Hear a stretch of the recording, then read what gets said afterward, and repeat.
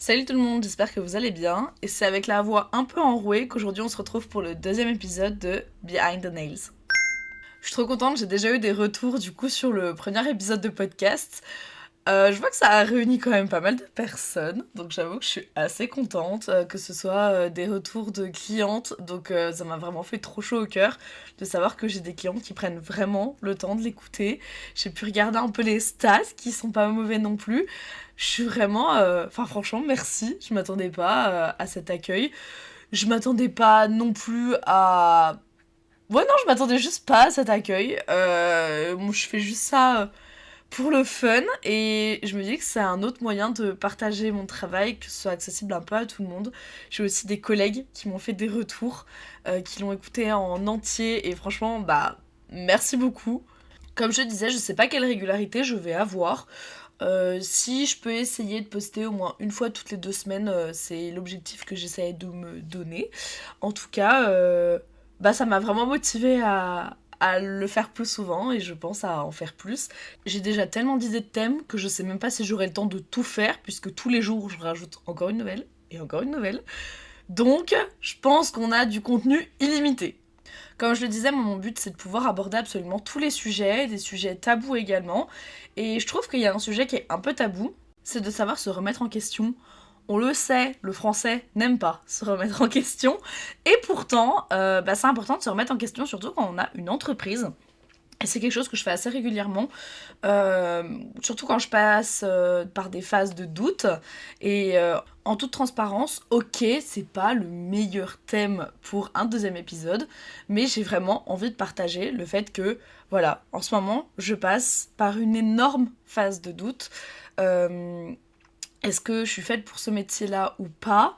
Bah, je me pose vraiment la question en ce moment. Bon, vous allez me dire, mais pourquoi tu te poses la question, etc. Bon, déjà, on va reprendre les choses à son commencement, c'est-à-dire que j'ai toujours voulu faire 1 milliard de métiers. Je suis quelqu'un, je pense prétendre à le dire, d'assez créatif. J'aime énormément de choses. Mes principales passions, je dirais que ça reste quand même le cinéma, les jeux vidéo, mais j'ai toujours aimé dessiner, surtout quand j'étais plus au collège. Après, j'ai vachement arrêté. Je dessinais beaucoup quand j'étais au collège. J'aime les jeux vidéo, je joue très souvent aux Sims, tout le monde le sait que j'adore ce jeu, je passe ma vie dessus. Et fut un temps, j'aimais énormément l'écriture. J'ai eu, comme je pense beaucoup d'entre nous, un compte Wattpad. Et sur ce compte Wattpad, j'avais beaucoup d'histoires sur plein de thématiques différentes. Beaucoup de fanfiction, hein, on se l'accorde. Mais pas que, j'ai aussi écrit des vraies histoires qui me plaisaient vraiment. Et malheureusement, bah, j'ai arrêté, mais c'est quelque chose que je pourrais continuer de faire tellement j'aime ça. Pour autant, je ne veux pas devenir autrice. Et c'est là que c'est important selon moi de distinguer vouloir faire de ça son métier, ou alors est-ce que ça reste juste une passion, un passe-temps derrière. Comme je l'ai dit dans l'épisode précédent, à la base, j'ai voulu devenir prothésiste ongulaire parce que c'était une passion et que j'adorais faire ça sur mes amis, ma famille, etc. Mais est-ce que pour autant, j'étais vraiment faite pour devenir prothésiste ongulaire? Si j'étais pas faite pour devenir auteur alors que j'avais 4 livres sur Wattpad, pourquoi je serais tout autant légitime de devenir prothésiste ongulaire? Je doute beaucoup pour des trucs des fois vraiment bêtes. Je suis quelqu'un d'assez, je pense, assez anxieux.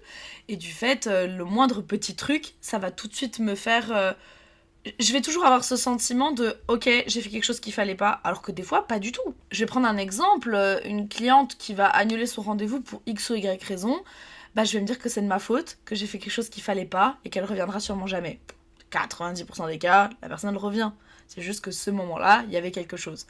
Et pourtant, je me remets constamment en question et je me dis, qu'est-ce que j'ai fait? Il y a quelque chose qui allait pas. Qu'est-ce que j'ai fait qui n'allait pas? Pourquoi cette personne ne veut pas revenir? Actuellement, je suis en plein dedans. Je pense que c'est surtout ça qui fait que je suis dans cette énorme période de doute. Comme vous le savez, je ne vais pas rabâcher encore une fois cette histoire avec le mot interdit, c'est-à-dire le TPO. Mais moi, ça m'a mis dans une panade, pour pas dire autre chose, que j'aurais absolument pas imaginé. Il faut savoir que toutes les personnes de mon entourage ont pu me voir très aisément être totalement décomplexée de la situation du TPO avant d'y être confrontée. Mais quand je dis que j'en avais rien à faire, c'est j'en avais rien à faire. Je me disais juste, bah voilà, les produits que j'ai l'habitude de prendre, ils seront reformulés automatiquement, j'ai pas de soucis, je me débarrasse des quelques trucs qui posent problème, qui sont encore à base de ce produit, et c'est tout, fini. En plus, j'en avais pas énormément après avoir regardé, donc j'étais assez, comment on peut dire, rassurée. Et là, qu'est-ce que je constate? Bah qu'en fait, mes produits sont plus compatibles entre eux. Je ris jaune, hein. En fait, ce qui s'est passé, c'est que j'avais l'habitude d'utiliser une base avec tous mes produits. J'avais l'habitude d'utiliser la base de chez Eliamage, donc c'était la solide base. Ça allait globalement avec tout le monde et j'avais seulement une base différente pour faire à la limite le semi-permanent. Contrairement à ce que certaines personnes ont pu comprendre ou du moins sous-entendre sous mon TikTok ou sur Instagram, non, je ne dis pas que Eliamage a changé sa base et que du fait ça ne marche plus, je dis simplement que les reformulations qu'il y a pu avoir chez diverses marques font que désormais j'ai des incompatibilités de produits. Alors après, certes, Eliamage n'est pas connu pour être une marque qui est compatible, je dirais, je sais pas si c'est le terme. En tout cas, ils n'ont pas une forte compatibilité avec les autres marques. Tout le monde en parle assez régulièrement du fait que Eliamage, il vaut mieux utiliser tout Eliamage, du moins ne se fournir que chez Eliamage, si on veut aucun problème. Donc, je ne disais pas que le problème venait uniquement de la base, mais qu'il venait en général des potentielles associations. Voilà. Le problème, c'est que moi, sur tout un mois, j'ai fait les ongles à mes clientes avec ces reformulations, voire même... En fait, moins d'un mois, parce que j'ai commencé à avoir des problèmes dès fin août. Dès fin août, j'ai commencé à avoir des soucis de décollement, d'ongles qui tombent, d'ongles qui cassent, voire même d'infiltration du fait, c'est la suite logique. Choses qui ne sont jamais arrivées pour certaines clientes. Et moi, je me retrouve dans l'embarras parce que, ayant une entreprise, d'ailleurs, qu'est-ce que je dois faire ayant une entreprise ? Il faut savoir être commerçant en fait. C'est une entreprise. Demain, vous allez chez H&M, vous achetez un t-shirt, il y a un trou, bah c'est normal, vous exigez qu'il vous rembourse. Ou alors qu'il vous remplace le t-shirt. Bah quand vous faites les ongles chez quelqu'un, même si je suis une entreprise indépendante, je reste une entreprise, donc s'il y a un problème, je le refais. Après, moi, j'évalue ça dans la limite du raisonnable, dans le sens où je pars du principe que dans les 10 premiers jours de la pause, c'est de ma faute. S'il y a un problème après, c'est que c'est pas de ma faute, sauf si, genre là, il y a vraiment tout qui tombe. Et là, malheureusement, c'est le cas. Mais j'ai des retours au bout de quelques jours, voire de une semaine. Et ça, c'est pas normal. Donc, je vous explique pas le coup au moral que ça a été... Enfin, que c'est toujours, parce que je suis toujours dans cette période-là. C'est extrêmement compliqué. Et c'est surtout extrêmement compliqué de rester dans ce truc, de se dire... Est-ce que du coup je suis toujours faite pour faire ce métier-là? Ça se trouve en fait je suis pas du tout faite pour ça, ça se trouve en fait je suis très mauvaise dans mon travail. Et je me dis souvent ça, j'en ai d'ailleurs parlé hier avec ma psy. Et là, je vous mens pas que la période actuelle, c'est à fond ça. C'est à chaque fois que je reçois, même si je veux, hein, attention, envoyez-moi bien un message si jamais il y a le moindre problème. Mais dès que je reçois un message, je suis dans ce truc de oh, encore une fois, encore une. Là, en fait, mon mardi après-midi, je vais le passer à rattraper toute. Je peux pas dire de gros mots, mais à rattraper tout ça. Et même si comme ça paraît minime, bah ça reste une perte d'argent et c'est extrêmement frustrant, surtout dans une période comme celle-là. Là on est au mois de septembre, c'est la période creuse. Petite confidence, à la fin de la semaine c'est mon anniversaire, donc mon anniversaire c'est le 28 septembre. Et en fait je me dis qu'au final je vais vraiment réduire les coûts parce que bah du coup c'est pas possible en fait. Enfin, mon entreprise, c'est un peu mon salaire. Si je fais moins de chiffres, je me tire moins de salaire. Et là, avec tout ce qui se passe, je me tire mais vraiment énormément de salaire en moins. Et du coup, j'ai aussi des clientes, elles ont annulé et je sais même pas pourquoi. Et je suis vraiment triste, j'aurais au moins aimé avoir un message me disant bah voilà, c'est à cause de ça. Franchement, là, du coup, je passe un message aux clients en général, aux personnes qui écoutent ça en tant que consommateur. Peu importe chez qui vous allez, dites-le à la personne. Je trouve que c'est un truc hyper important. Je vais prendre un exemple concret. Il y a quelques mois, j'ai décidé d'augmenter mes prix parce que là, d'ici la fin de l'année, je vais sûrement être assujettie à la TVA. Après cette augmentation, j'ai une personne qui est venue vers moi en me disant « Voilà, écoute, c'est pas contre toi, je sais pourquoi tu fais ça, je sais pourquoi tu augmentes, mais j'admets que ce n'est plus dans mon budget, je suis vraiment triste de ne plus pouvoir venir, mais voilà, je vais trouver un endroit où aller qui me coûtera sûrement moins cher. » Qu'on soit d'accord ou pas avec ce qu'elle dit, je respecte son budget et ça, c'est pas un problème du tout. Même si je pars du principe qu'il faut savoir mettre le prix, parce que les ongles c'est un luxe, mais il y a sûrement des personnes qui font ça aussi très bien pour moins cher. C'est même sûr, je le sais, sur en tout cas Dijon, il y a des personnes qui font ça très bien pour moins cher. Cependant, j'apprécie vraiment énormément le fait qu'elle ait pris la peine de me contacter pour me le dire. Et ça m'était déjà arrivé l'année dernière aussi, lorsque j'avais augmenté mes prix, une cliente qui me disait bah voilà, écoute maintenant c'est pas possible pour moi, je suis au chômage, je vais pas avoir la possibilité de continuer de payer ce prix-là pour mes ongles, donc je pense que je vais arrêter ou alors sinon j'irai chez quelqu'un d'autre, j'espère que tu le prends pas mal. Mais franchement, je le prendrai jamais mal. C'est comme, moi je prône vraiment l'honnêteté. C'est-à-dire que je préfère quelqu'un qui va me dire en toute honnêteté, voilà, écoute, j'ai eu un gros souci avec ma voiture, j'ai eu un gros souci financier et tout, je peux pas venir à notre rendez-vous, pas de souci. Ça m'est déjà arrivé, je sais ce que c'est, que les galères d'argent, je suis née là-dedans. Moi, je me rappelle qu'il y a des personnes qui m'ont dit des trucs comme ça. J'ai annulé le rendez-vous, j'ai même pas pris l'empreinte, rien. Du moins à l'époque où il y avait l'empreinte bancaire. Je prenais pas l'empreinte bancaire parce que je sais ce que c'est, la personne elle est honnête avec moi, elle m'explique la situation en me disant que elle est dans la galère, financièrement ça va pas, je vais pas rajouter un poids en lui rajoutant 25 €. On peut dire de moi que je suis stupide, franchement je serais totalement d'accord, parce que c'est mon entreprise et j'ai pas à en pâtir de ce genre de choses parce que ça me concerne pas, c'est pas mon problème. Mais je me dis si je peux avoir un petit côté humain de temps en temps, bah pour moi ce sera de cette façon-là. Mais du coup je comprends pas pourquoi les personnes sont pas honnêtes dans toutes les situations. Lorsque ça ne convient plus, dites-le. S'il y a un problème, si par exemple ça fait trop de fois que vous venez et trop de fois qu'il y a des décollements, franchement, même moi je le sais, donc je le comprends. Alors après, voilà, j'ai beau faire tous les gestes commerciaux que je peux, bah franchement, je ne pourrais que comprendre que quelqu'un me dise bah écoute, ça fait 3 fois que je viens, 3 fois qu'il y a un problème, je vois qu'on trouve pas la solution, j'espère que tu le prendras pas mal, je vais peut-être aller chez quelqu'un d'autre. Et franchement, si le prestataire, quand vous lui dites ça, le prend mal, mais fuyez, ça vous donnera juste raison dans votre envie de partir. Mais par contre, ça n'en fait pas moins mal. En tout cas, moi, dans mon cas précis, je suis tellement ravie de savoir que j'ai des clients qui me font confiance, surtout quand il y a ce genre de problème à régler.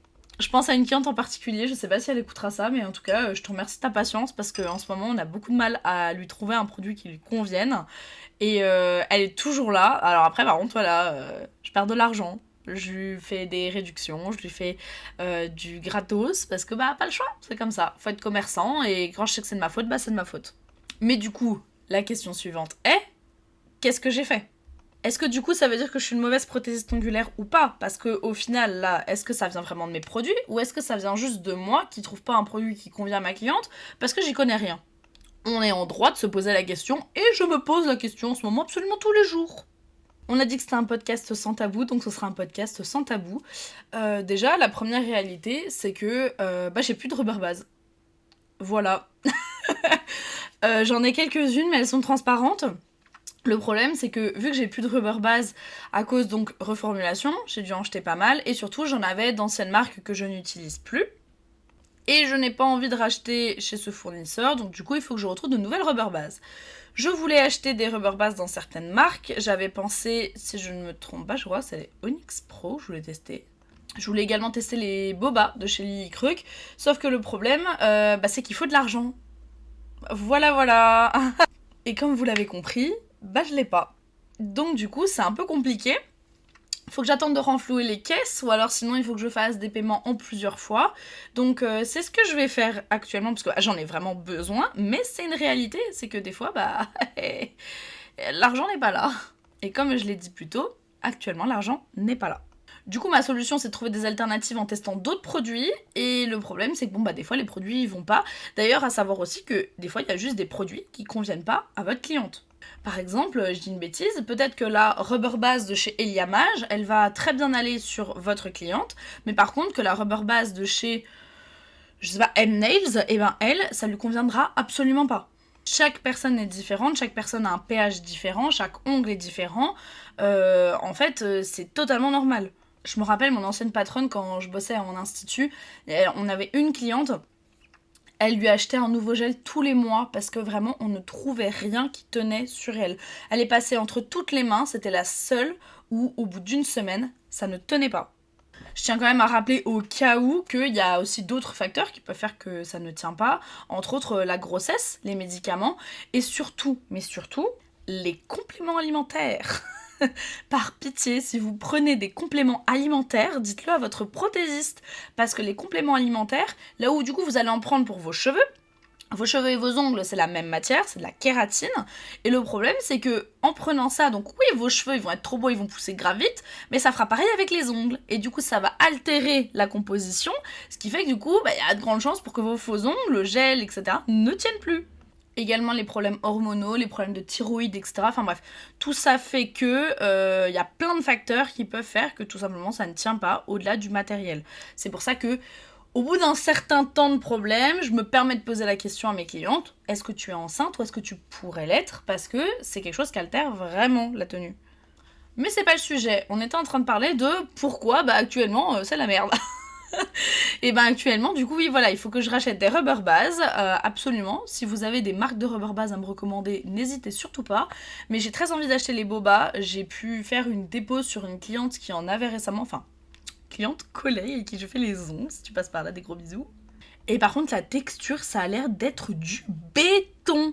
Du coup, ça me donne absolument envie de tester, donc je pense que je vais les commander. Mais du coup, j'avais plus ces rubber bases là, donc je faisais avec d'autres rubber bases. Et je pense juste que celle-ci lui convenait pas, ou alors qu'elle avait peut-être une longueur un peu trop grande, même si elle a pas les ongles très longs. Je pense que juste ça convenait pas. Voilà, tout simplement. Du coup, faut racheter, mais pour racheter, faut avoir de l'argent. Et c'est ça qui pose problème. Bon, déjà, on peut cocher la case de dans qu'est-ce que c'est qu'être une bonne prothésiste ongulaire, savoir se remettre en question. Je pense pouvoir dire que je coche cette case. Ensuite, est-ce que être une bonne prothésiste ongulaire, c'est avoir des formations? Non. Je pense que c'est mieux parce que je trouve que le métier de prothésiste ongulaire, il y a tellement de choses à apprendre. En fait, je pense que si je devais refaire les choses, je les ferais pas différemment. Mais je pense que si j'avais eu une vie différente et des opportunités différentes, oui, j'aurais fait des formations. J'ai souvent envie d'en faire d'ailleurs, c'est pas du tout quelque chose à laquelle je suis fermée. Mais en fait, je verrais pas l'intérêt actuellement d'aller faire une formation initiale à moins que je sois obligée de le faire. J'ai toutes les bases, je connais comment ça fonctionne, je connais la nature de l'ongle, je connais qu'est-ce qu'on utilise quoi, sur qui, sur comment. Je sais tout ça. Donc en fait, j'aurais aucune utilité à aller perdre 1200 € ou combien que sais-je pour une formation initiale alors que j'ai toutes ces connaissances juste pour être sûre que je les ai. En plus, on va pas se mentir que maintenant sur les réseaux sociaux, YouTube surtout, on a énormément de contenu qui parle de ça. Je pense pas qu'il soit réellement utile, du moins pour moi, de payer une formation de 1200 €. Par contre, pour les personnes qui ont absolument aucune connaissance, qui ont les moyens et qui ont vraiment envie de se lancer, je serais vous, franchement, faites une grosse formation. Mais par contre, je vais dire des termes qui peuvent déplaire. J'entends. N'allez pas chez des personnes qui n'ont aucune renommée et qui font des formations à des prix exorbitants. Si vous devez choisir une personne chez qui aller faire une formation, allez chez des gros noms. Parce que des personnes qui ont des marques, qui ont une renommée, qui ont... Alors, je suis pas du genre à me fier au nombre d'abonnés, mais franchement, là pour le coup, je pense que ça peut être un bon indicateur, ou alors sinon, regardez le taux d'engagement des personnes. Le taux d'engagement, c'est le ratio abonnés et nombre de réactions sur une vidéo. Et je vais dire une bêtise. Si vous allez sur le compte d'une prothésiste ongulaire ou d'une technicienne de cils ou de n'importe qui, qu'elle a 70 000 abonnés, mais par contre, vous voyez que sur ses vidéos, elle tape pas plus haut que 80 likes, il y a un énorme problème. Je suis d'accord que le référencement sur Instagram est très mauvais, mais pour moi, quand on est formatrice et qu'on a vraiment une renommée, je le dis encore, enfin du moins qu'on est... Alors je parle pas de renommée, alors je vais essayer de me reformuler. Je ne parle pas de renommée dans le sens de on nous connaît dans le milieu. Je parle pas de renommée en mode Angelina Jolie, elle a une renommée d'actrice, pas du tout. Je parle de renommée dans le sens où elle est renommée pour bien travailler, pour avoir de très bons retours. Si tu cherches des avis par-ci par-là sur ses clientes, etc., elle a que des bons avis, elle travaille très bien, elle connaît tout sur le bout des doigts.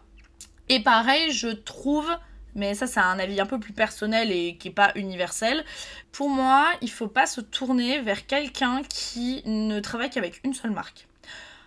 Pourquoi? Je m'explique. En fait, à moins que, évidemment, la formatrice en elle-même soit la créatrice de la marque, hein, je reprends l'exemple de Lily Krug, par exemple, c'est logique, si vous faites une formation chez elle, elle va forcément, principalement, utiliser ses produits à elle. Mais alors, allez-y aveuglément, elle est incroyable.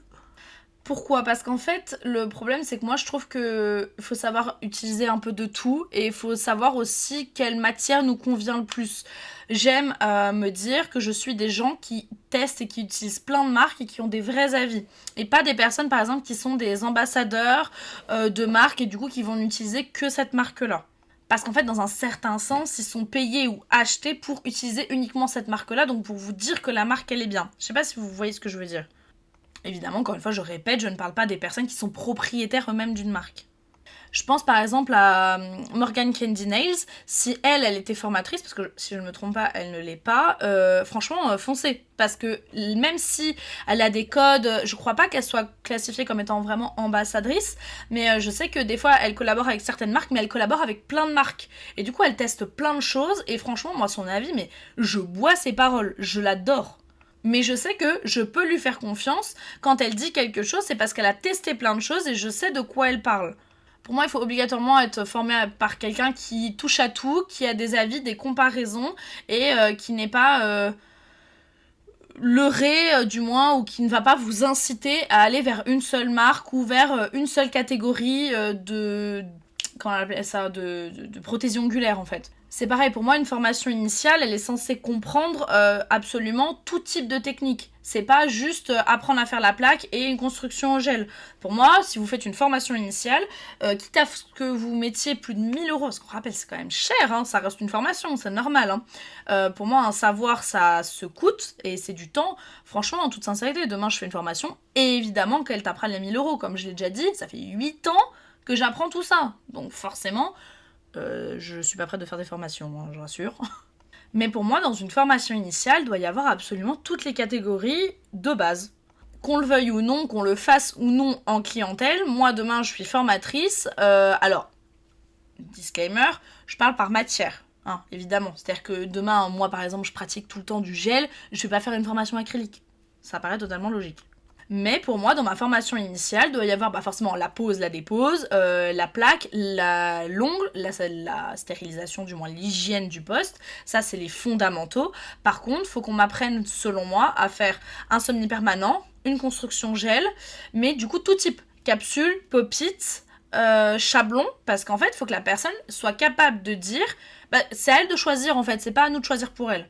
Pour moi, une formation initiale, ça dure presque une semaine et ça comprend absolument tout. Donc, capsule, pop-it, chablon, j'ai dit, la pose américaine, le gainage, le renforcement, quelle est la différence? Pour moi, si la formation initiale, c'est uniquement une formation pop-it, enfin, formation initiale, formation pop-it, je suis désolée, pour moi, c'est pas une formation initiale et ça ne vaut absolument pas un prix à plus de 1000 euros, hein, mais vraiment pas. Ou alors sinon, tout simplement, elle ne doit pas s'appeler formation initiale, elle doit juste s'appeler formation aux bases de la pose américaine, formation aux bases du pop-it, formation aux bases du chablon. Enfin bref, tout ça pour dire, choisissez bien chez qui vous allez, parce que je trouve que maintenant la prothésie ongulaire, la prothésie ongulaire, c'est un métier qui se fait de plus en plus scammer. Alors scammer, définition, c'est de la fausse publicité, on va dire, c'est de l'arnaque en fait. Donc en fait, on va vous vendre du rêve, des formations, du succès, 7000 euros par mois, etc. C'est pas vrai. Hein. Encore une fois, ça fait 3 ans que c'est mon métier, je suis toujours très loin des 7000 euros par mois. Et c'est pareil, c'est totalement normal. Donc du coup, est-ce qu'être une bonne prothésiste ongulaire, c'est avoir une formation? Non. Mais c'est savoir travailler plusieurs tableaux et surtout connaître les bases des bases des bases que j'ai citées tout à l'heure.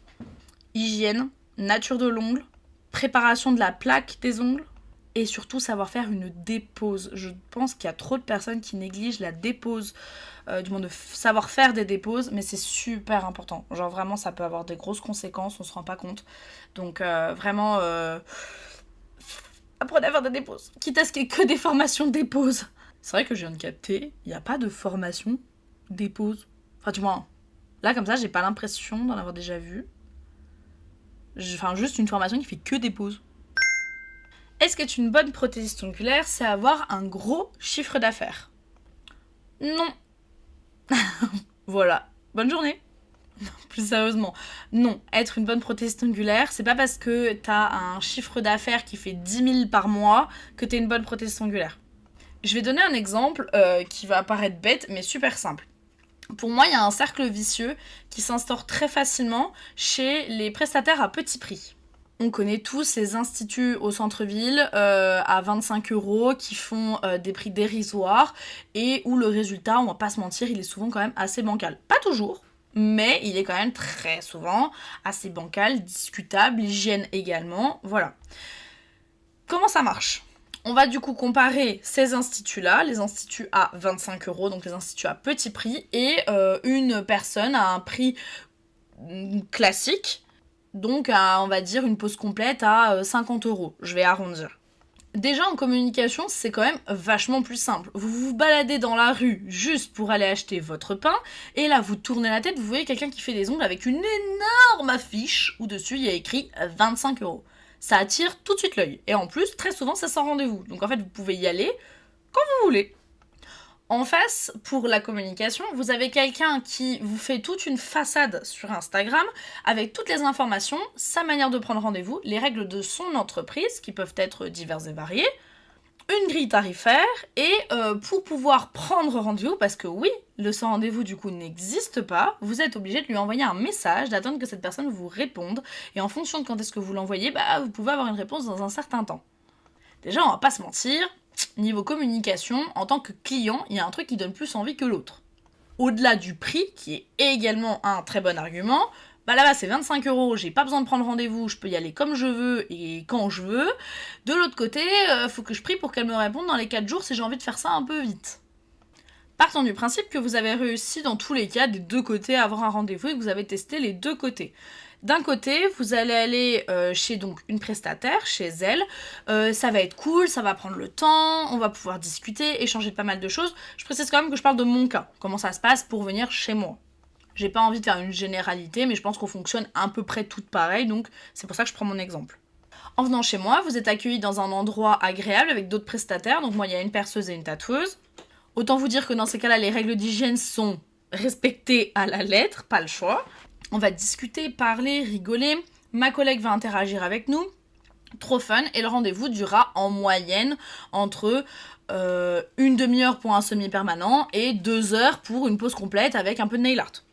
La matière qui sera utilisée, ce sera du gel, parce que du coup, c'est la matière la plus commune, qui est la plus utilisée et la plus pratique. De l'autre côté, vous allez aller sans rendez-vous avec cette personne, vous allez vouloir lui montrer, donc dans cet institut à 25 €, montrer ce que vous avez envie de faire, et vous n'êtes même pas sûr que la personne sache le faire. Parce que, on le rappelle, vous venez sans rendez-vous, donc vous n'avez même pas eu un compte Instagram ou quelque chose pour regarder le travail de la personne.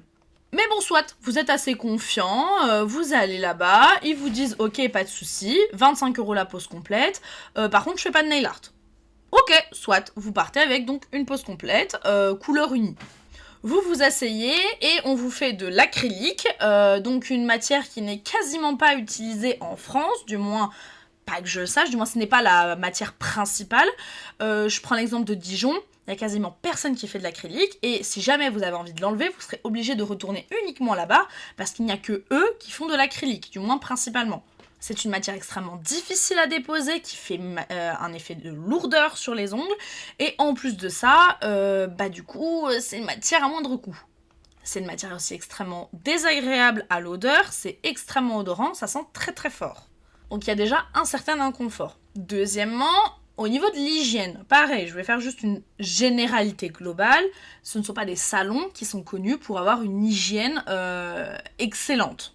Qui dit entreprise et prestations à moindre coût, il faut bien faire faut bien trouver l'argent quelque part. Bye bye tout ce qui est stérilisation, désinfection ou matériel à usage unique du coup.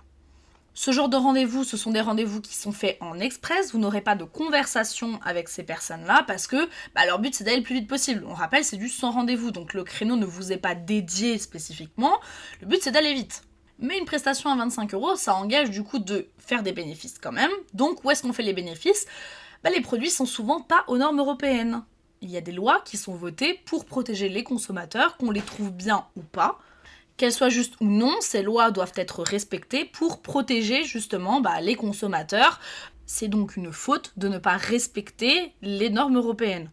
Pareil, je ne sais pas si vous avez des convictions, mais sachez une chose, les lois européennes interdisent les tests sur les animaux. Du fait, si vous prenez des produits qui sont potentiellement hors Union européenne, souvent ce sont des produits à base d'extraits d'animaux ou d'insectes, ou alors qui ont été testés sur des animaux. Pas toujours, mais ça peut arriver vu qu'ils ne sont pas soumis à cette loi. Vous avez aussi énormément de grandes chances de ne pas avoir forcément la couleur que vous voulez parce qu'ils ne peuvent pas se permettre de racheter des couleurs régulièrement puisque de toute façon, le chiffre, encore une fois, il faut qu'il reste en bénéfice. Donc on ne rachète pas des couleurs tous les mois et on n'achète pas la nouvelle collection. Maintenant, à vous de me dire, est-ce que vous préférez aller chez quelqu'un d'un peu plus cher, mais par contre vous pouvez discuter, rigoler, vider votre sac, pleurer, dire tout ce qui vous passe par la tête, avoir du nouveau choix constamment, pouvoir vous concerter, discuter avec la personne par message, avoir un vrai échange et une vraie sensation de proximité, vous dire que votre rendez-vous il est dédié, ne pas stresser de savoir si vous allez avoir une place ou pas. Ou est-ce que vous préférez des rendez-vous froids où, vous savez pas trop si ce salon, il respecte les lois, les normes, si, peut-être que le vernis que vous avez sur vos ongles, il a été testé sur un pauvre petit lapin qui avait rien demandé. Ok, peut-être que vous en avez rien à faire, que ça vous atteint pas, et ça, c'est tout à votre honneur, pas de souci. Sachez que ce genre d'enseigne, ça rapporte énormément d'argent. Pourquoi ? Là où moi, je vais être la personne que je vous ai décrit, et je vais faire, je dirais, un remplissage en environ 1h30. On aura discuté, rigolé, tout ce que je vous ai cité, vous serez sûr que absolument tout ce que j'ai dans mes tiroirs, c'est safe. En 1h30, je ne vais rentrer du coup que 50€. Ce genre de salon, en général, ils sont plusieurs. Donc du coup, ça veut dire qu'on va dire 25€. Et on va pas exagérer. Je vais pas partir du principe qu'ils font ça en une demi-heure. On va partir du principe qu'ils font ça en 45 minutes. Si on part du principe qu'en général, il y a quand même 4 employés, ça fait 25€ pour une couleur unie, toutes les 45 minutes, x 4. Calcul simple, ça fait 100€ par tranche de 45 minutes. Là où moi, en 1h30, un remplissage, je me fais 50€, eux se font 200€. En plus, en général, ce sont un type d'instituts qui sont ouverts du lundi au samedi. C'est ouvert littéralement, je pense, de 9h jusqu'à 19h. Ça fait des grosses plages d'ouverture et ça fait du coup beaucoup d'argent. Est-ce que du fait, avec toutes les informations que j'ai données, pour vous, ce sont de bons prothésistes ongulaires ? Pour moi déjà, être un ou une bonne prothésiste ongulaire, ça commence par une chose, respecter la loi. Je doute pas qu'il y ait des instituts à 25€ qui le fassent. Mais je ne comprends pas comment on peut être rentable à 25€. Faut forcément faire des économies quelque part, et du coup, Mais par contre, je vais prendre un contre-exemple, il y a des instituts qui marchent très très bien, qui sont un peu plus chers que 25€, on ne va pas se mentir par contre. En général, ces instituts font d'autres choses, elles sont pas juste prothésistes ongulaires, elles font du bronzage, elles font les pieds souvent, parce que toutes les prothésistes ongulaires pareil ne font pas les pieds, entre autres moi, je n'ai pas la place. Le fait d'avoir quand même plusieurs possibilités dans un salon, c'est ça aussi qui ramène de l'argent, parce que les personnes qui peuvent pas se faire les ongles peuvent se faire les cils et ainsi de suite. Là où je travaillais avant, les prix étaient pas abusés, je crois que c'était 27€ le remplissage. Par contre, je sais quel type de produit elle utilisait, c'était des produits totalement réglementés, il y avait aucun problème. Par contre, il y avait plein d'autres choses qu'on pouvait faire dans le salon. On pouvait faire les cils, il y avait du remodelage, il y avait vraiment beaucoup de choses. Mais encore une fois, 27€ le remplissage, cette fois-ci en 1 heure, mais par contre fois 4 personnes. C'est très différent. Si je devais par contre donner un point de vue un peu différent, donc je vais donner un point de vue traitement des salariés, pour avoir personnellement du coup testé les deux, être à mon compte ou être salarié d'une entreprise, malheureusement, les prothèses ongulaires, elles sont payées au SMIC. Ou du moins très légèrement au-dessus, parce que c'est pas un métier avec des qualifications, pourquoi on les paierait plus ? Mais il y a aussi du coup le côté où vous faites pas ce que vous voulez. Il n'y a pas d'échange avec vous, donc si vous voulez faire un truc en particulier, il n'y a pas d'échange. Vous n'êtes pas sûr que je pourrais le faire. Et puis là-bas c'est du express. Donc les discussions, les papotages, les rigolades et tout ce qui s'ensuit, c'est mort. La French, personnellement en tout cas, là où je travaillais, on prenait pas le temps de faire les choses. Vous aviez 5 minutes pour faire une French, c'était une French en 5 minutes. Moi, je sais que actuellement, je mets 15 minutes. Quitte à ce que je sois dans une bonne journée et que ma French, hop là, le French instant, ça veut rien dire. Au moins, je suis sûre que j'ai le temps parce que des fois, je peux mettre un quart d'heure. Je suis pas stressée, je prends le temps que je veux. Par contre, dans un institut, c'est chronométré, tu fais comme ci, comme ça, les rendez-vous ils sont comme ci, comme ça. Et puis c'est pareil, les heures supplémentaires, faut pas partir du principe que c'est payé. Si t'as mis plus de temps et que t'avais du retard, c'est ton problème, c'est toi qui n'as pas géré ton temps correctement. Je ne parle pas du fait que ma patronne faisait ça, pas du tout. C'est plus une généralité que j'ai constatée en ayant travaillé donc dans 2 endroits différents, un bar à ongles, une institut, et aussi des retours que j'ai pu avoir de la part d'autres collègues. Quand on met du coup les deux dans la balance, on se dit qu'il y a quand même un truc qui est quand même vachement mieux que l'autre. Après, chacun est libre de faire ce qu'il veut. Par exemple, si vous êtes quelqu'un qui s'en fiche, qui a pas envie de parler, qui a envie d'un truc rapide ou qui se fait jamais les ongles, franchement, allez-y, foncez, allez dans une institut, ce sera vachement plus rentable pour vous. Mais je trouve que maintenant on est dans un milieu où il y a tellement de choix sur le marché que en fait on peut plus vraiment se poser la question de ah ouais mais est-ce qu'elle est bien ou pas. Alors, je vous l'accorde, il y a tellement de choix que maintenant on tombe sur beaucoup de catastrophes. C'est un peu difficile de discerner qui bosse bien de qui bosse pas bien. Il y a des indices qui donnent un peu une idée, genre si la photo elle est jamais prise au même endroit ou qu'elle se ressemble pas, bon, partez du principe que c'est pas ses photos quoi. Le problème c'est que le cercle vicieux de tout ça, c'est que en fait, tous les ans, les gens vont juste être guidés, je pense par exemple à la période de l'été, par le fait que les instituts, elles sont pas chères. Donc, je parle des bonnes comme des mauvaises instituts. Hein. Il y a quand même il y a un fossé assez différent entre les deux. Donc en fait, les gens vont automatiquement aller vers le pas cher, peu importe lequel c'est. Puis nous, on sait en tant que prothésiste ongulaire ce qui est bien, ce qui est pas bien. Mais le consommateur, en vrai, il le sait pas vraiment. Enfin, c'est normal, demain, je vous demande de me trouver un bon ou un mauvais chirurgien de par ses pratiques ou des choses comme ça. Bon, moi, j'y connais absolument rien de s'il a fait un point en croix ou s'il a fait un point en V. Enfin, franchement, je sais pas quelle est la différence, je sais pas ce qui est bien de ce qui est pas bien. J'aime bien donner des exemples avec des chirurgiens, visiblement. Je dois avoir un trauma intérieur avec les chirurgiens. Tout ça pour dire, on peut pas vraiment en vouloir à la clientèle. Par contre, le problème, c'est que vu qu'il n'y a pas de législation, qu'on a un métier qui est pas reconnu, bon bah c'est un peu difficile de pouvoir dire ouvertement, bon bah eux ils sont gentils, eux ils sont méchants. Il faudrait qu'il y ait des choses qui nous protègent, des syndicats, etc.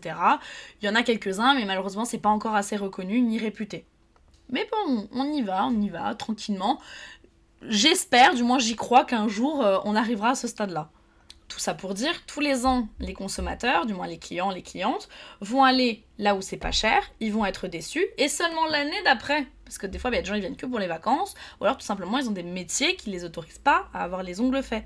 Donc en fait, l'année dernière, ils sont allés là où c'était pas cher, et l'année d'après, du coup, ils disent « Oh, je suis dégoûtée, je peux faire mes ongles qu'une seule fois par an. L'année dernière, je suis allée dans tel institut, j'ai payé 25 €, c'était trop nul, c'était lourd sur mes ongles, ça sentait mauvais, l'expérience, elle était horrible et tout, donc cette fois-ci, je me suis dit que j'allais mettre le prix. » Mais en fait, je vous pose une question. Pourquoi on met le prix ? En fait, on n'est pas là en train de se faire kiffer, à galérer à avoir des clients uniquement pour se dire, bah, Inch'Allah, si j'ai un client, je vais me faire 50 balles. Alors que je pourrais les mettre à 25. C'est vraiment pas une question de bénéfice. C'est une question de charge, de congés payés, de tout ça qui fait que, bah ouais, au final, si on veut être un minimum rentable, il faut au moins être à ce prix-là. Dire d'un prestataire il est cher, c'est vraiment hyper irrespectueux pour la qualité de son travail. Et en fait, juste, il essaie de se rémunérer de façon juste. Je vais prendre un autre exemple, et là ça va plus parler du coup pour mes collègues prothésistes ongulaires. Quand vous faites le choix d'acheter pour moi une boîte, libre à vous, vous faites ce que vous voulez, mais il faut savoir faire la distinction de quand on achète une boîte de capsules chez AliExpress et qu'on achète la même boîte chez je ne sais pas quelle marque, n'importe, et que la différence elle est de 5 €, bah en fait les 5 € c'est le traitement du travailleur. Parce que là où nous on l'a acheté sur AliExpress, alors après il y a des choses qu'on trouve que sur AliExpress et qu'on trouve pas ailleurs, hein, attention, mais s'il y a des choses qu'on achète sur AliExpress à 5 € et qu'on peut trouver la même chose chez une marque, c'est juste qu'ils ont eu le même fournisseur, mais par contre que si vous prenez dans la marque en France, en fait c'est des travailleurs qui ont été rémunérés justement, alors que de l'autre côté, c'est pas le cas. Après voilà, ça c'est le poids dans la balance et chacun fait complètement ce qu'il veut. Mais du coup la différence elle est du coup uniquement ici. Moi si je suis à 50 € et puis que l'entreprise à côté elle est à 25, il faut prendre l'ensemble de ces informations. Moi je suis toute seule donc je dois payer les charges seule avec mon seul et mes 2 seules mains, alors que ces personnes-là elles ont 8 mains pour faire le chiffre. C'est des choses qui selon moi sont importantes à prendre en compte et auxquels on pense pas souvent. Moi, je fais juste partie de ces humains qui veulent se rémunérer justement. Et en toute sincérité, je me casse pas la tête à faire de la comptabilité, de la communication, des réseaux sociaux, machin. Tout ça uniquement pour la gloire. Je fais ça parce que j'ai envie de me rémunérer justement d'un métier qui me plaît. Je pourrais faire le choix d'être uniquement salarié, mais la différence c'est que par contre je ferai les clients de mon patron et pas mes clients. La différence elle est là. Ça veut dire quoi faire les clients de mon patron? Ça veut dire que mon patron, il a souhaité attirer une certaine clientèle visée. Et je dis une bêtise, quand on travaille chez Kellogg's et quand on travaille chez Adidas, bah forcément les deux patrons, ils ont pas voulu attirer la même clientèle. Il y en a, il a voulu attirer les fans du petit déjeuner, et l'autre, il a voulu attirer des mecs qui veulent mettre des chaussures. Et ben en tant que prothésiste oculaire, c'est exactement la même chose. Moi, à mon compte, j'ai voulu attirer des personnes qui voulaient faire du nail art, des trucs longs, des trucs fun, avec qui j'avais envie de prendre le temps de discuter et avoir un vrai échange humain. Tandis que mes patrons, eux, bah c'était l'inverse. Eux, ils voulaient juste que ça aille vite, faire rentrer de l'argent. Donc le nail art, ça les intéresse pas. Et l'idée, en gros, c'est uniquement de faire du rouge sur du court. Et la moyenne d'âge, elle est à minimum 40 ans. Alors que moi, ma moyenne d'âge, elle est à minimum 18 ans, allant jusqu'à... Franchement, en moyenne, ma moyenne d'âge, elle est de 25 ans. C'est-à-dire que j'ai des personnes qui vont jusqu'à 40 voire 60 ans, j'ai des personnes de 60 ans dans ma clientèle, mais en majeure partie, j'ai une tranche d'âge qui va de 20 à 30 ans. En fait, j'ai juste envie de conclure sur le fait qu'il faut arrêter de se poser des questions. Moi, je pense que là, c'est un peu ma thérapie, ce podcast. Parce que là, du coup, je viens de me rendre compte que, en fait, il faut pas que je me compare aux autres, tout simplement. En vous disant tout ça, je viens d'avoir l'illumination que j'aurais dû avoir bien avant. Faut arrêter de se comparer à X ou Y, au salon en face, à la copine qui fait les ongles, à... Stop, on se compare pas. Chacun sait ce qu'il vaut de son travail. Et en fait, on sait on doit se remettre en question ou pas. En fait, pour moi, la première étape, c'est la remise en question. Si tu sais pas te remettre en question sur ton travail, arrête ton entreprise, t'y arriveras jamais. Si tu sais pas remettre en question la qualité de ton travail, de ce que t'as envie de proposer, et que t'as toujours les mêmes problèmes qui se répètent, abandonne. Et je citerai également Morgan Candy Nails qui a dit en vidéo, je ne sais plus il y a combien de temps, mais ça fait déjà quelques mois, si la première chose que tu fais en voulant créer une entreprise, c'est aller poser un commentaire sur TikTok en demandant comment on fait, abandonne le projet, chérie.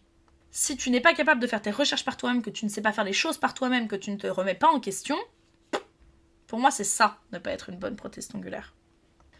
Savoir se débrouiller, savoir faire se remettre en question, encore une fois. Je sais pas combien de fois j'ai dit ça dans ce podcast, mais ça devient infernal. Connaître la base de la prothésie ongulaire. Et ça y est, t'es sur le starting block, tu vas gérer. J'espère que ce podcast, cet épisode du moins, était pas trop déprimant. Parce qu'avec un peu de recul, j'ai l'impression... Je suis avec mon stylo, là, j'ai l'impression d'être un peu prof de philo, ou je sais pas trop. Et j'ai l'impression... Je sais pas, j'ai l'impression d'avoir engueulé quelqu'un. Alors que non. Je sais pas. Tout ça pour dire, j'espère que c'était un bon épisode de podcast. J'ai déjà hâte d'avoir vos retours. Et à bientôt dans le prochain épisode. Bisous.